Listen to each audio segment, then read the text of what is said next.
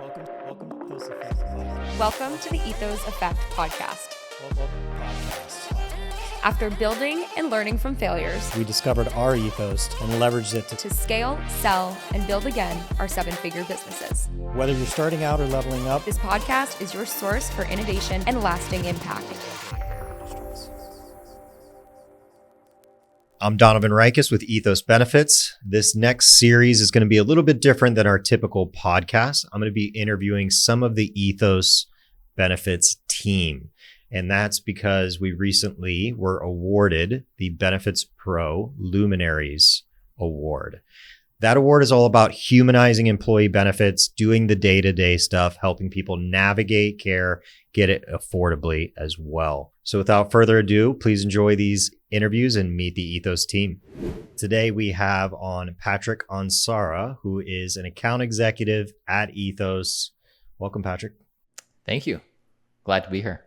So I just wanted to talk a little bit today about your role, kind of your history prior to this role, and then some of the things we do on a day-to-day basis. I think it's important to get to kind of the human side of what we do and why we do it, instead of just the big old boring insurance side of it, right? Like there are real human stories in here. There's very important things that we get done for employers and big problems and things we fix along the way. But I think first, naturally, I always say this, that nobody wants to get into insurance, but I know that's not the case for you necessarily. So tell us a little bit about your past, where you're from, and how you got interested in this career. So I came in at an interesting time. So I graduated high school in 2009. A lot of talk around healthcare at that time. And getting into university, Obamacare was being talked about a lot. And so I was just kind of naturally drawn to it for some reason. I never really had poor experiences myself. Luckily, I was pretty healthy growing up, but I knew that there was a ton of problems. Like everybody's talking about it. There's got to be some issues going on. And that's kind of what piqued my interest at first, is what's going on? Why is this so messed up? And that's when I actually majored in health policy, of all things, at the University of Michigan, and was able to kind of learn a lot about healthcare economics, studying systems around the globe. So what are other countries doing? What's working? What's not working? And what I was able to find is that, all right, well, we have all these countries. Nobody's doing a great job at it, but some are functioning better than ours. And maybe there's reasons that that they are working well, and things that we can adopt, and really trying to get down to the root issue of why are we spending 2 to 3 times as much as any other developed nation and having worse outcomes. So that's really what kind of drew me into the insurance side of things. Originally, I was thinking I was going to, join a hospital and be a hospital administrator, but I think getting down to the financials of the healthcare system is what drew me into it. Glad you chose the right side instead of the side we fight. You would have been on the dark side over at the hospital. Right, exactly. I would have found a way to fix it some other way, I guess, or I maybe would have just came back over to this side. But yeah, so when I left university, I ended up at a mid-sized benefits broker, and I was there for about 4 years. And it was really just dealing with recurring renewal increases year after year. Here's your 12, 15, 20, 30% renewal. Sorry, there's a medical trend, and we're going to have to increase your deductibles. We're going to have to increase your employees' contributions. There isn't really much you can do about it. And it's kind of a bit demoralizing to see that, hey, what's going on? Why can't we fix these issues? And so I really was just kind of at a loss there. And I ended up moving to California, worked for a couple large insurance carriers while I was out there. And it was good because I got to see the other side of things and see how things operate on an insurance carrier side. So that gave me a really good perspective of how things operate on their side. And I think that helps me a lot today in my role, because I'm able to kind of push things through a little bit faster because I know how they operate. And I ended up moving to Florida, and that's where I joined Ethos. And what drew me into that was during my interview process, we talked about the problems of the healthcare system, not just care in general, but the fraud, waste, and abuse of spending and ways that the spending can actually be resolved for our clients. So we're not having to deliver 20, 30%, 40% renewal increases year after year, and increasing deductibles where employees can't even afford to go if they do need to seek care. So focusing on the healthcare networks, the claims pricing, the pharmacy spend, that's really what I'm doing in my role today.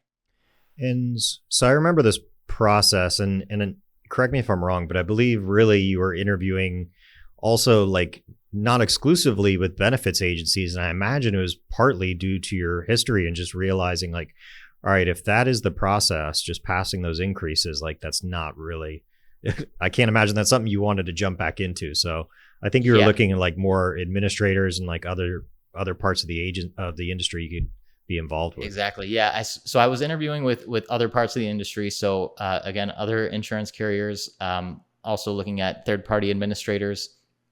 And I really was drawn to Ethos just because, one, the interview process was really thorough. So I got a really good understanding of what I was getting into. I didn't feel that in my other interviews that I was having. And so I think just kind of having that connection, knowing what I was getting into and that we were working towards something different than what I had normally heard in the past was what drew me into this role. Yeah, I think, that's something we've had to change because, to your point, like with your experience with benefits agencies, like a lot of people in the industry are just used to operating in that way. And if they are not curious into the problems and solutions, and a lot of people are not, right? Yeah. So that's like the only reason we've like enhanced the interview process so heavily there, is to really just find out like, hey, if a person's not curious about these problems and looking for ways to solve them, and they're not going to come and be like, well, this is the way I always did it. Like they are not going to be the right type of person for this agency, are they? Yeah, no, that's totally right. I was kind of sick of hearing the claims are the claims because I don't think that is the correct motto as a consultant. Yes. Off topic, but such a good point. But I have to say something because the claims are the claims is something that employers would tell me when I'm coming in, like not my client, but a prospective employer. I'm going in to talk to them about their healthcare costs. And that's how they would justify their crappy history, because we'd go back, and it's easy to take these year by year, and we'd go back and look at it over 5 years and be like, your costs have gone up 30, 40, 50% in the past 5 years. And they'd say, well, the claims are the claims. And I was always scratching my head. I'm like, how do they keep saying, like, why are employer after employer, they're kind of repeating this? And I realized that it was basically our other brokers, right? Other consultants saying that as justification for not being able to do anything. Can't do anything. That's exactly right. Right. Yeah. And it's funny because when you do actually get the data and you can see that the claims are not just the claims, you can actually impact them in a big way. And it's not that you have to impact a large number of claims. You have to impact these few outlier claims that are really going to drive the health plan spend. And I think the definition is important. A claim is basically a request for compensation for an insured event, right? So a claim is just a request for a dollar amount. So we can't say, that's all the same, right? Because it's actually just a request for money. What is true is that like the medical conditions that employees have, as an employer, you're not going to be able to change those. What you can do is change and affect the cost of those very same medical conditions, right? Yeah. Couldn't agree more. All right. So you kind of work very closely with me on the healthcare finance side of the equation. So we always separate that a little bit when we're talking with employers into like healthcare finance, healthcare delivery. Both systems are really confusing And of course, they have to work together to actually have a product that works for the employees, that they're satisfied, happy with, keeping costs low, that they can afford. So I asked you to kind of pull a couple different stories of some things we've done. I think they're all pretty recent. So why don't you tell us a little bit about some recent case studies and events that have occurred? Yeah. And I think some examples that I pulled are kind of from all over the spectrum. Sometimes it's after the claim has happened. Sometimes it's before. Sometimes it's after an audit's been completed and how to work through those audits. So one that I'll start with is really just kind of one that's a little bit newer to the industry itself, and because it has to do with the No Surprises Act and emergency room claims. So we have a client who's on an open access plan, can see any facility that they'd like to go to, and this member had to go to the emergency room, and the claim was repriced. The hospital billed close to $19,000. The claim was repriced at about $1,900. That's commonly what we see typically from a Medicare reimbursement standpoint, and using a multiple of that to reprice the claim. And it was funny because the health plan paid and heard nothing back from the hospital until about a year later, where they were demanding additional payment. And so this was a case where it was such a simple way to just tell the hospital, hey, I'm not sure if you've heard of the No Surprises Act, but you have a 30 business day window to dispute any payments that the health plan makes to you. Otherwise, there's nothing you can do at this point. So you've kind of let that window lapse. Coming to the health plan and asking for more money a year later is way outside the scope of what you're allowed to do. And that was just a real easy way to end the conversation right there. Never heard anything back from them, nothing further to do. And, that might surprise people when they get a letter from an attorney representing a hospital asking for an additional $18,000. But in this case, it was just a very simple, hey, you can't do that. Well, and you gave me the exact dollar amounts, and I love using those to be very specific, because that's what we have to do when we're working these out. So the hospital billed $18,129 for an ER visit, but a fair rate for that would be $1,868, which is what we paid, right? Yep. Which is what we negotiated, not us, but we negotiated for the employer to pay. That's a fair rate, right? So the claims are not the claims, again, people, right? So they're asking for basically 10x what they're reasonably owed. And a year later, they come back asking for, another $16K or whatever. And just sending them that statute, we were able to kind of just wipe that away, move on, and never hear about it again. Yeah. Yeah, I mean, it was an easy fix. You don't need to get attorneys involved. You don't need to do any of that. It's just, hey, as long as you know the regulations, you can push back pretty easily. Love that.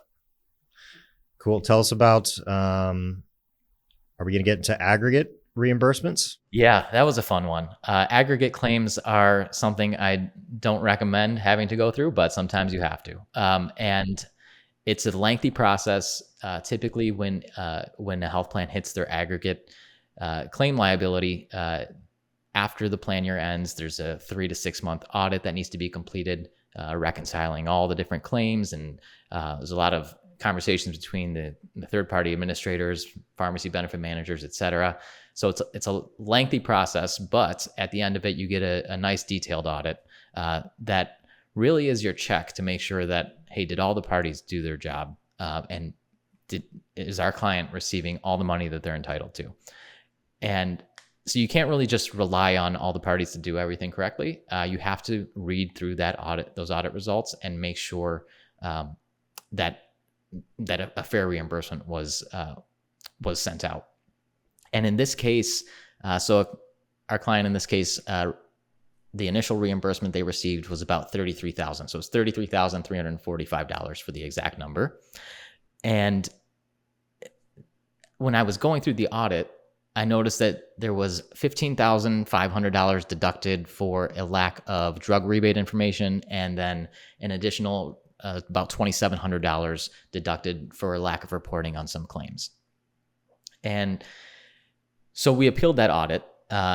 I got the drug rebate information from the pharmacy benefit manager. I worked with the TPA and said, hey, you didn't provide these reports. I need these reports so we can get this audit appealed.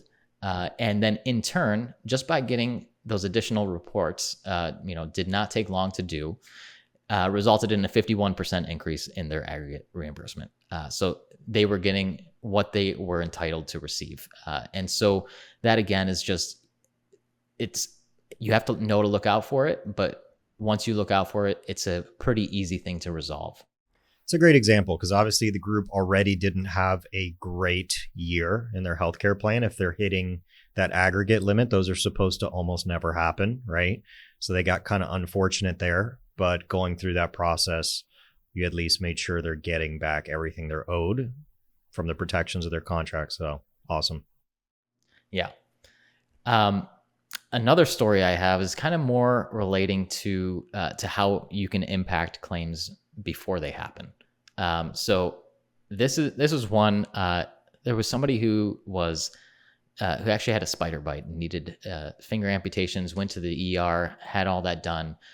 Everything was fine with that, and a couple months later, he needed a skin graft done on his finger, and the hospital where he had the surgery scheduled pre-authorized the claim and wanted to bill the plan $81,516 for a skin graft. For a skin graft on a finger. What finger was it? Was it the thumb at least? I think it was the index finger in this case. And that's a good one too. It's an expensive finger. I love the index finger. So yeah. That's great. They generously offered a 30% discount on that, bringing the cost to about $56,000 or so that they were going to end up charging the plan. The beautiful thing about this is we were just able to intervene here. We were able to move the procedure to a facility right down the road using his same physician, the same doctor, and the cost of that claim was $2,098. And because of all those savings, that member got the care for free. So same doctor, just a different building, different four walls around them while they were doing the procedure, and saved the health plan $54,000. That's $54,000 that would have gone into the claims of the claims costs and been distributed amongst everybody's costs going forward. So a real easy way to reduce the claim spend is making sure that you're not getting overcharged. You're talking about 20, 30 times what a fair price would be.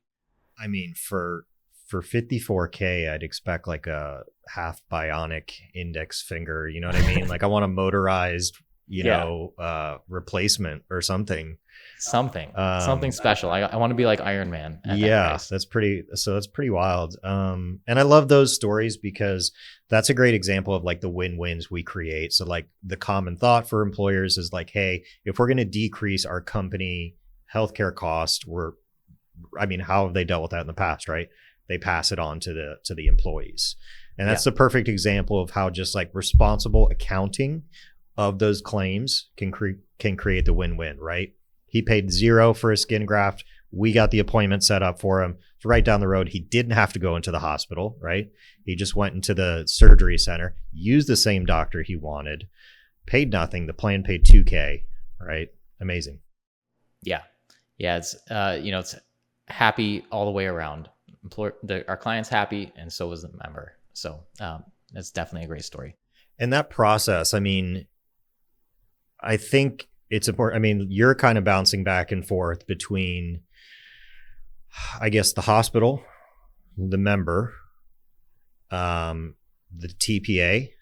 Yep. And then also the new facility. Yes. Right. So you're kind of behind the scenes coordinating all that and then just directing the member once you got it set up. Again, it's just a matter of knowing what to do. Because you can see where else does this physician have privileges, because the bulk of these costs are coming from the facility. It's not the physician who's overcharging the plan. And so by just knowing where else that doctor can perform the surgery, we can really impact those claims dollars. Yeah. And we use this all the time. So hospitals put these ridiculous price tags on stuff, but obviously like we don't want to disrupt the members. Like, they like their doctors, they've met them. They don't want this process to be harder, more difficult, obviously more expensive. They'd like to know what their costs are going in. So we can kind of cover all those bases by doing what you said, like finding their privileges elsewhere. And I mean, obviously it's easier to go somewhere else other than a hospital to get a surgery anywhere. Yeah. And it's an education piece for the member as well, just to learn a little bit more about the healthcare system, because nobody knows what the cost of care should be. No average person knows what it should be. So when you explain to them, hey, this is what this hospital wants to charge, we can just move the facility here and it's going to cost this much, and it's the same doctor, they're all for it. So this next one's a really cool story about just a pregnancy and a delivery. And I think what's interesting about this one is just how all over the place hospitals can be sometimes on how they make decisions, and like where they even come up with these numbers sometimes. Like, I don't even know, we'll pay the same hospital 400 or 500 times in a plan year with that one employer. And then all of a sudden they come up with some off the wall charge and we have to figure it out. So tell us about this pregnancy and delivery. Yeah. So this is funny because this particular hospital, the health plan has paid multiple times for deliveries of babies. So it's very strange that this one-off, they wanted to build a plan so much more than they normally would have. But in this case, they were looking to build a plan about $38,000. So the exact amount was about $37,594. And for a total normal delivery, like nothing, no complications, vaginal delivery, like that. Normal pregnancy. Mm-hmm. Yes. Yep. Exactly that. And we got involved with the member and just had them ask what the cash price would be. So what's the cash price to deliver this baby? Turns out it's only $6,050. So why they needed to charge the insurance $31,000 more, I'm not sure. I'm not sure if they're sure either, but that's what they wanted to charge. So we said, okay, $6,050, go ahead and sign that agreement. We're going to have the health plan advance the payment up front to the hospital and pay that $6,050. And hey, by the way, member, thanks for doing that. Your baby will be delivered for free. Spend that money taking care of your baby. And he was ecstatic. His wife was ecstatic as well. And it was just, again, a real easy intervention to do. Required a few extra steps and required some help from the member as well. But by doing that, again, saved the health plan $31,000, saved the member a couple $1,000s on his delivery, and yeah, it was just a really great experience for them. And also not making them change, right? Because that's the last thing we ever want with any of our healthcare plans, is to say like, no, that's out of network. You can't do this. You can't do that. Like, almost all of our healthcare plans that we structure for employers are open access, and we let them go wherever. But like, this is kind of the unreasonable nature of what happens behind the scenes at times. And the unfortunate thing, like, we know from our experience, what do they tell the member when they're going through this? Like, what does the member hear from the hospital? They say, we don't take this insurance. Exactly. Your insurance doesn't cover this. Right. And obviously you have a pregnant wife, doesn't make things very happy, but like, I think we've built a good relationship and rapport with not only the employers that we work with, but also their employees after dealing with these for several years. So instead of making a big thing, they come to our advocacy team, we can kind of work them through this. So it went from, we don't take this insurance, which is what they're being told, to them having the delivery right where they wanted and also not paying a single dollar for it. Right. So just kind of working with the healthcare plan, again, win-win for both. Perfect outcome. Yeah. And one thing to add to that, it's not just what they tell the member, it's when they tell them. Because a lot of times we get that phone call, 5 days before delivery or a week before delivery, when this delivery has been scheduled for 3 months, but we still hear it, sometimes 2 to 7 days before it happens. But luckily we're able to work pretty fast on that. One thing I didn't mention at the start, but Patrick, we were recently announced to win the Benefits Pro Luminary Award. And that is all about humanizing employee benefits. And it's 100% due to these processes and these examples that you've talked about. And it's 100% on you and the rest of the Ethos team for kind of handling these day to day. So congratulations and thank you. Yeah, thank you. It's a great recognition to receive, and it's a combination of everybody here and all of our partners that we work with because we have some great partners. So awesome. Patrick, thanks for telling us a little bit about some of the things you do on a day to day. I think they're all great examples of, all of it's common sense, isn't it? Right? Like, yeah, when you would think when you explain it, you're like, okay, yeah, all those things make sense. Like, if we could just do that, we wouldn't have healthcare cost problems, would we? You would think it would be that easy, and it really is, but I don't know why more people aren't doing it. Well, thank you. We appreciate everything you do here, and we'll share some more stories soon with everybody. Thank you.